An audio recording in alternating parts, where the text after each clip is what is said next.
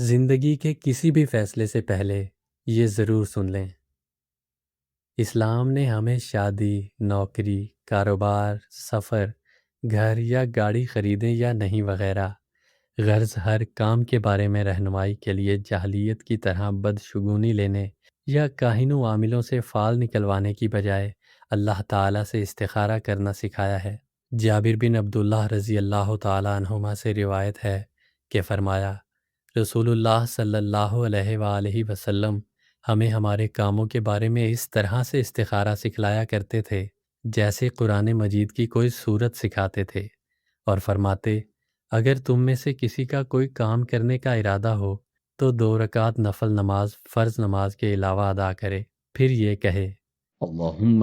إني أستخيرك بعلمك وأستقدرك بقدرتك وأسألك من فضلك العظيم فإنك تقدر ولا أقدر وتعلم ولا أعلم وأنت علام الغيوب. اللهم إن كنت تعلم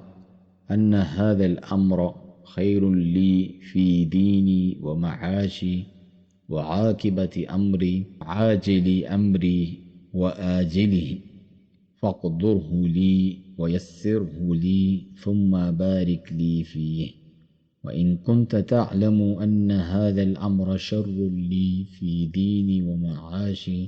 وعاقبة أمري في عاجل أمري وآجله فاصرفه عني واصرفني عنه واقدر لي الخير حيث كان ثم أرضني به. اے اللہ،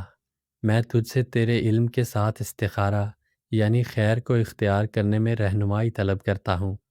اور تجھ سے تیری قدرت کے ساتھ ہمت طلب کرتا ہوں، اور میں تیرے فضل عظیم میں سے فضل پا لینے کا تجھ سے سوال کرتا ہوں، کیونکہ تو قدرت رکھتا ہے اور میں قدرت نہیں رکھتا، اور تو علم رکھتا ہے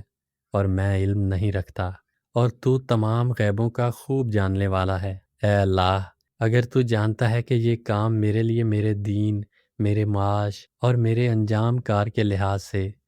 یا فرمایا جلد یا بدیر یعنی وقتی طور پر یا آخری انجام کے لحاظ سے بہتر ہے، تو اسے میرے لیے مقدر کر دے اور اسے میرے لیے آسان فرما دے، پھر میرے لیے اس میں برکت ڈال دے۔ اور اگر تو جانتا ہے کہ یہ کام میرے لیے میرے دین، میرے معاش اور میرے انجام کار کے لحاظ سے جلد یا بدیر برا ہے،